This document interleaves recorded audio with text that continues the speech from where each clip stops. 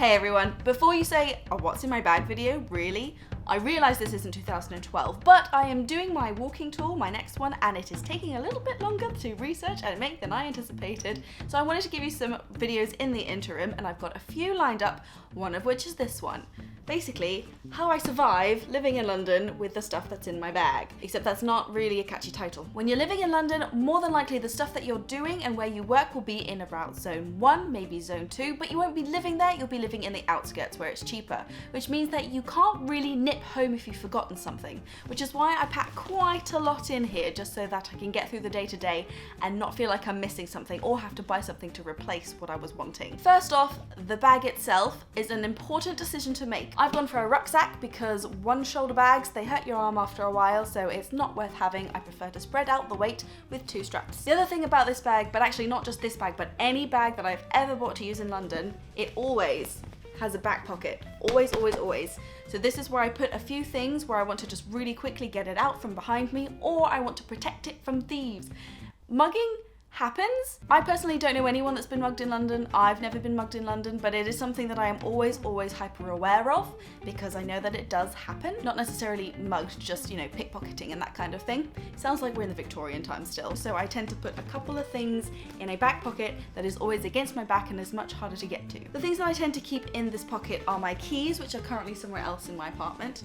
I have my Oyster card in a protective case, and I have my phone. If I don't have it in my hands, it's usually in the back pocket here. And then I usually also have a £1 coin, which can be used for emergency purchases, or what I tend to use it for are for the trolleys when you go to supermarket shopping and I never have a £1 coin on me. The first thing that I usually have at the top of my bag is this. It's a bag within a bag. This bag is currently empty, but it usually holds this, my camera, which I take absolutely everywhere with me. It's usually near the top so I can just grab it.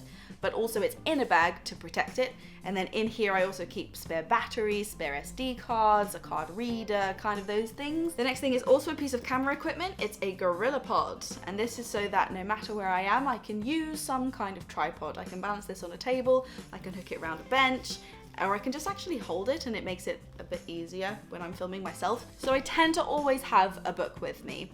At the moment, this is my absolute favourite. It's I Never Knew That About London. When it comes to regular fiction books, I have to finish them in one go. I've missed events and things because I started a book and like I just have to finish it. Or I've read till 7 AM in the morning because again, I can't put it down. This one, as you can see, I've put a fair few notes in. It's all in bite-sized pieces, so they're just like little bits here and there, and it's all interesting facts about London, which you would be interested in if you like any of my videos. So I can just read a few of these and put it down whenever. I Never Knew That About London, Christopher Winn. I will put a link to this in the description. Okay, here's another necessity for London. You will see everybody with these. These are headphones. They are the most favorite pair of headphones that I currently own because of several reasons. Look at this. You can't tangle them. Like, they're tangle-free headphones. So even if I didn't have this with me, if I'd forgotten it, now it's fallen on the floor. If I put this in my bag and it's just in there, I could just pull them out. They don't tangle. These are Bluetooth headphones, which I've come around to the idea of. I hate the AirPods. I think that they look silly, and also I just know I'm gonna lose one or both of them. So I like the fact that these are still joined together. I think they look really good. I love the blue, and I'm loving the, what are this? Rose gold edging as well. Also, these are the Studio Sweden Vasa Bla headphones in blue. I'll put a link to it in my description just in case. So thank you very much Studio Sweden for sending me these. Really appreciate it. It's like my second or third pair because I absolutely love them. Thank you, thank you, thank you. Further than books, sometimes I'll be out and about and think, oh my God, I've got to do a piece of work, I've got to write something, I've got to send an email, and I don't want to be doing it on my phone for whatever reason. So I tend to bring a laptop with me. This is like kind of a really light notebook. It's an HP. My regular laptop is a Mac, but this is an HP, and I can, in fact, break it. This is super handy. It's touchscreen, which I sometimes use, but I really like it because of the keypad rather than bringing a tablet around with me. And it fits in my bag super perfectly. You wouldn't even notice it's in there. Also, cables. Phone charger. I have several phone charger cables. One is permanently always in my bag. so that when I'm out and about, if I need to charge my phone, I can. Super important, part of the survival kit.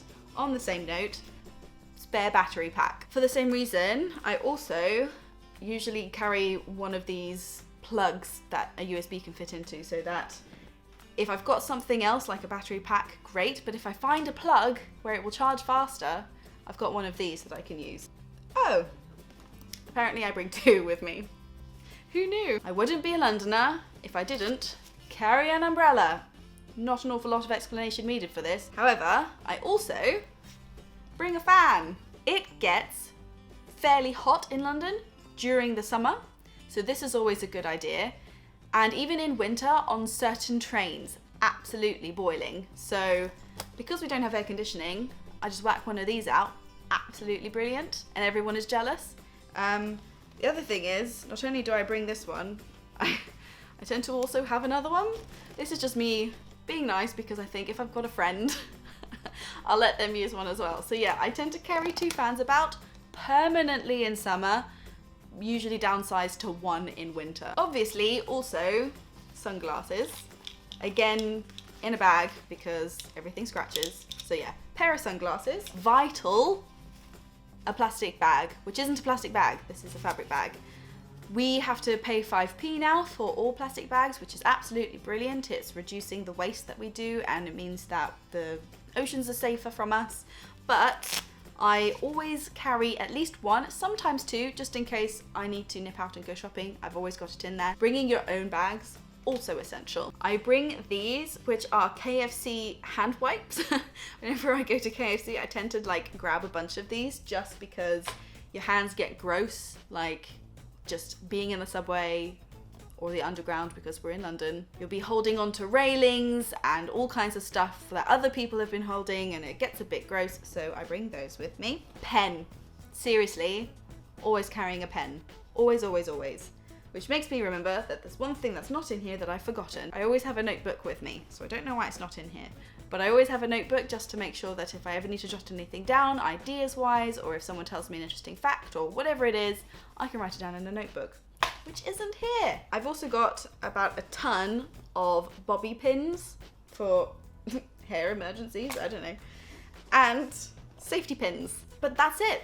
I now have a very empty bag, so I have to put all that back in again. But that is essentially what I carry on a day-to-day basis in London, and it lets me live my best life. These are the things that I feel like I need to get on with my day-to-day life. But other than the usual stuff, like obviously your phone and whatnot, what is something in your bag that people might think is a bit more unusual that you absolutely need, and why? I'd be interested, because then I might add it to my bag. As I said, more walking tours, more history videos are on the way, and I will see you in those very, very soon.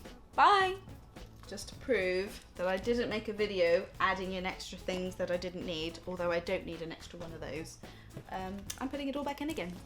Here's me putting all my stuff that I love back in my bag.